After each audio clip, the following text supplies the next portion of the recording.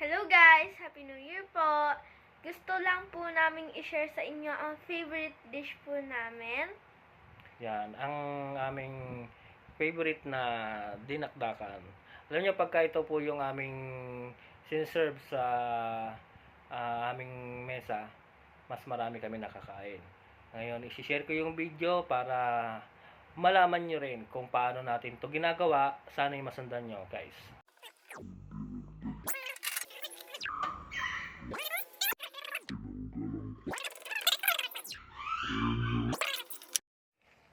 Guys, ngayon naman gagawa tayo ng pork dinakdakan.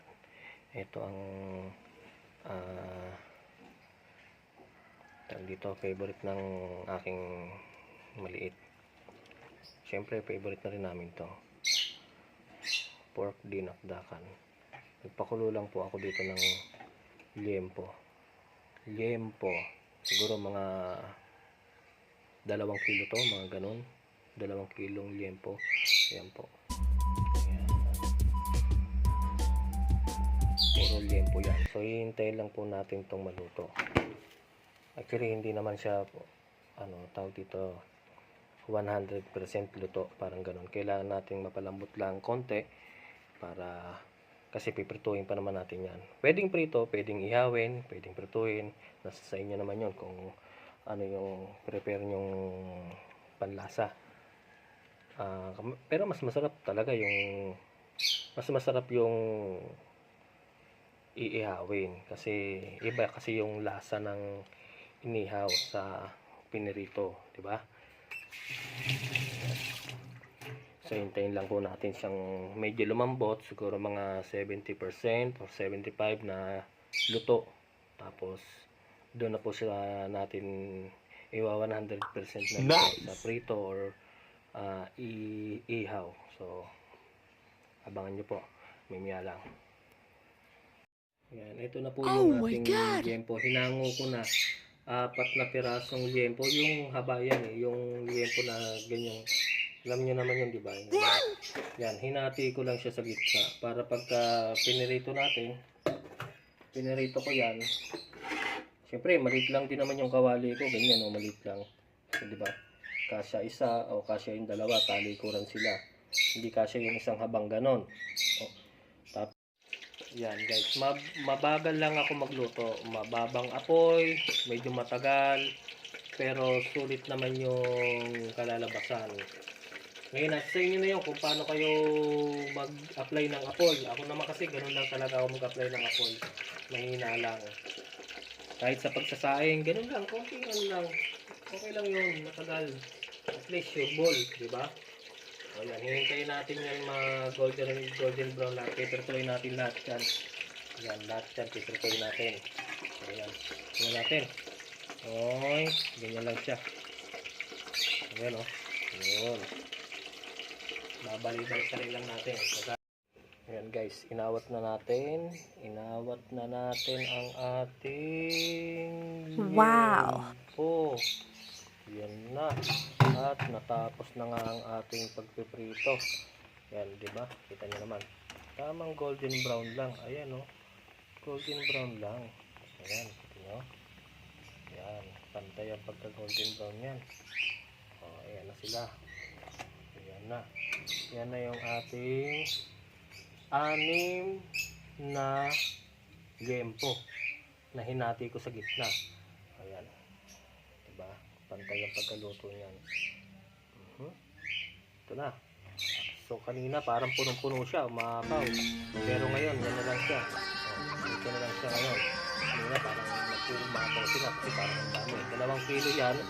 2 kilo yan. Yan na yung itsura ng 2 kilo ngayon na liempo. Ito yung ating gagawin dinakdakan. Yan, pork dinakdakan. Ating i-chop lang yan, mga ganyan. Tapos magpe-prepare lang tayo ng mga sangkap niyan. Hintayin lang muna natin para magawa natin ng tama ang ating dinakdakan. Pork dinakdakan, hintayin nyo po para makita nyo yung resulta. Okay po? Ayan guys, ayan. Ito, i-slice natin. Parang ganito na siya. Yan, i-slice natin siyang ganyan. Ganyan Yummy. lang. Oo. Tapos, kunin natin tong taba. Yan. Ikat natin siya ng ganito. Ganyan. Yung ganyan. Bakit kinat ng ganyan? Kasi hatiin natin sa gitna yan. Yan, hatiin natin sa gitna yung makapal ang taba. Yan. Natin sa gitna. Yan, di ba? Ito na, yan oh. Gaya nito, ang kapal oh. Medyo makapal siya. Hatiin natin yan sa gitna. Yan. Tapos, saka natin siya ikakat ng ganito. Yan.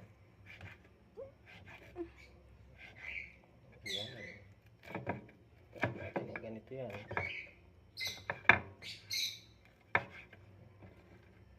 Masarap kasi pagka yung may kanya-kanyang version ng dinakdakan. Yung iba kasi nilalaga lang. Hindi na piniprito o hindi na iniihaw. Pagkatapos nilang lagain, tinitimplahan na nila ng pampalasa. Depende sa kung paano sila magtimpla. Yan yun ang nakikita natin na minsan tinitinda sa karinderya.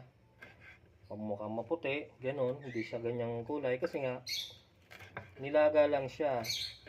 Masarap pa rin yung ganito, pinirito or iihawin, depende sa inyo. Pero ngayon kasi nagprito ako, hindi ako nag-ihaw ng pork kasi mausok, saka wala, sira yung aking ihawan. Yan, so ganyan lang siya hanggang sa matapos natin to. Okay, wait lang ninyo yung iba. Ito, sabay muna. Ngayon naman guys, magbabalot tayo ng sibuyas. Yan, i-chop lang natin to ng pinong-pino. Pinong-pino. Hindi ako gumagamit ng yung tawag dito, slicer, tama ba? Slicer tawag doon, di ba? Kasi nagkakatas siya, saka parang hindi ko nakokontrol yung tamang gayot ng sibuyas. So ikakat lang natin to ng pino. Tapos ganun din to, luya. Yan, luya. Tapos ito ring sili. Nasa inyo na kung ilang sili ang gusto nyo mangyari, kung gaano kaanghang. Yan, sili ako control lang, 3 lang kasi yung aking asawa ay ayaw ng ganong kaanghang. Pero ang aking maliit gusto ng maanghang. So wait nyo lang guys, gagayatin lang natin to ng pino. Guys, ito nga pala yung ating luya. Ganyan ko siya ginayat. Tapos gagayatin ko pa siya ng ganito. Tingnan nyo. Ayan.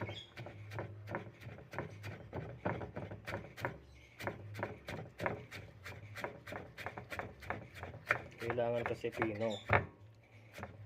Ayan.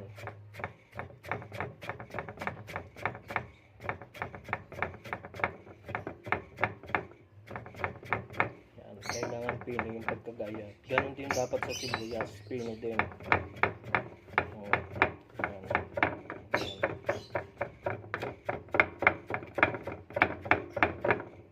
Na, ganito kanipis yun. Ginayat ko, tapos gagayatin ko pa ng pinoin ko pa ng ganyan. So hindi na natin kailangan ng chopper. Chopper tawag doon, di ba mano? Chopper tawag doon, di ba? O yun. Yan, ganyan. Para mas control natin yung ito na, tapos ihalo na natin dito. O yun, yan na yung ating sibuyas. Tapos, ganun din. Pipinoin din natin yan, ganyan.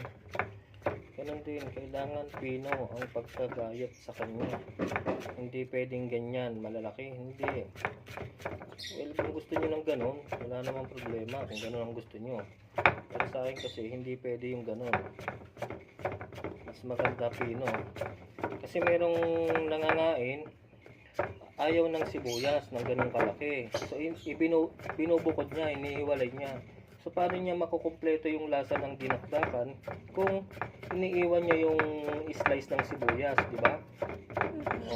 Kailangan pag kumain ka ng pagkain o ano man luto yan, kumpleto mo siyang makakain. Lahat ng sangkap na nandun, kailangan matitikman mo para masasabi mong masarap.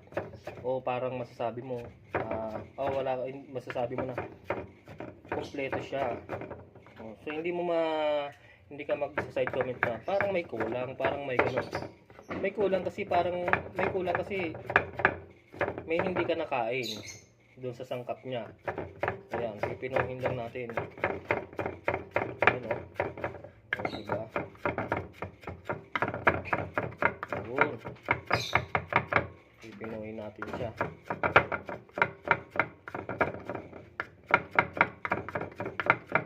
Diba? Tapos, ilalagay na naman natin doon. Yun o. Ayan o. Ang ating tatlong sili. Tinanggalan ko lang ng tangkay. Ganun din ang pagkagayat.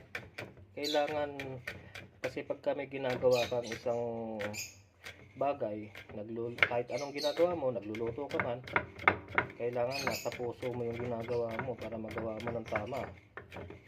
Siyempre, para malasin yung kakain. Oh my God! Hindi naman. Ibig sabihin, para masiyahan, pag nakikita mo kasing nasasarapan yung tao doon sa kinakain niya, tapos ikaw yung may luto, may gawa nung pagkain na yun, siyempre nakaka-proud yun para sa'yo. Ibig sabihin na perfect mo yung luto mo na yun. Pag kami siguro naman naramdaman nyo na yun na nagluto ka tapos nakita mo sa itsura ng kumain doon sa luto mo, parang hindi siya nasarapan. So parang nakakahiya o ang bigat sa loob, di ba? Yan.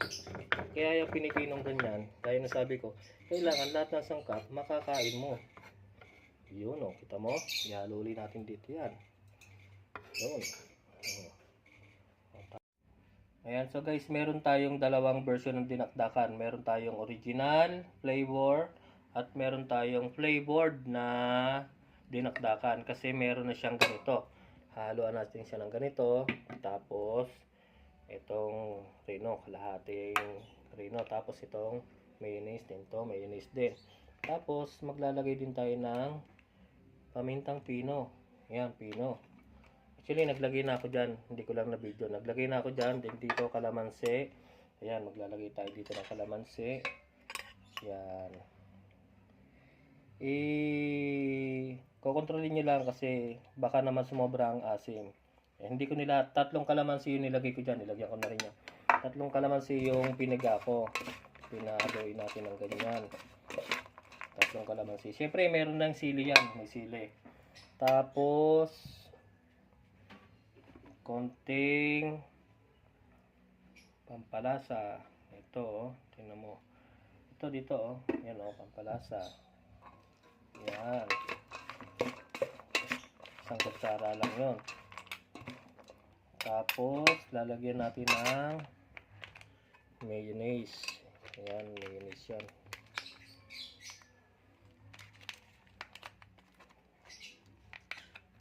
Yan, mayonnaise.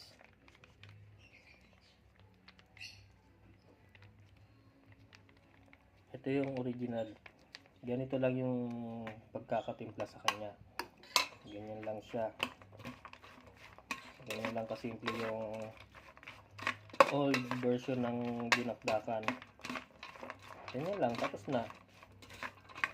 Diba? Simple, kung tutusin maano. Pero, merong level up na ano. Ayan na siya oh. Diba?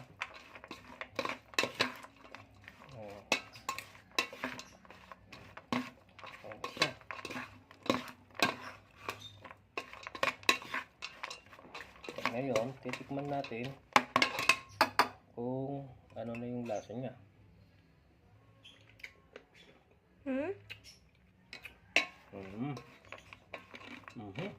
Diba? Malutong. Tapos, ito naman. Sabi guys, ang sarap eh. Lalagyan din natin ng mayonnaise. Diba? Parang nauutal-utal na.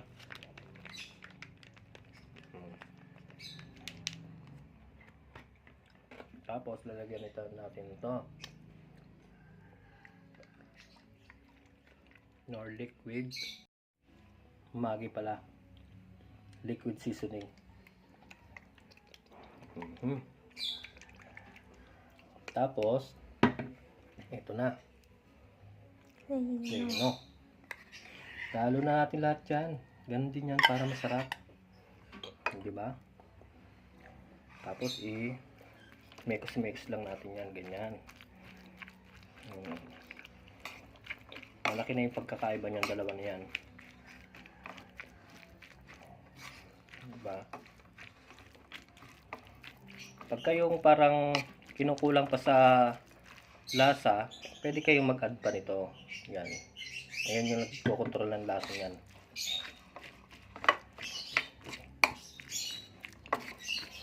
Yan.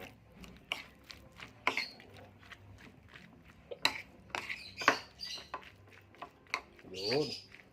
Kita nyo na. Ayan na. Oh. Ito na pinagbago ng itsura niya. Diba? Ito kasi, merong may sarap siya sa lasa nito. Kaya, lagi niyang pinapabukod to. Pero yung old version, hindi mawawala yung kasi mayroon ding mas gusto ng ganong lasa. Pero masarap naman to, siyempre. Dinakdakan yan eh. Ayan o. Yan na. Gawa na yung ating pork dinakdakan. Ito yung flavored na dinakdakan. Level up. Ika nga. Yan yung with reno. At yung walang reno. Ito yung original. Yan. Bali dalawang version siya. Diba? Tapos, siyempre hindi mawawala yung tikiman. Pero tingnan nyo yung mga chop na na sibuyas saka yung luya. Parang hindi nyo na nakikita, di ba? Yan yung sinasabi ko. Kailangan ganyan ang pagkaka-slice ng mga sangkap, luya, sibuyas para lahat makakain nila. Kompleto yung lasa. Makikita mo ang laki ng sibuyas, itatabi lang ganun. Ganon, di ba? Itinatabi. Di ba? Ayun na. Yan na yun. Siyempre hindi mawawala yung tikiman.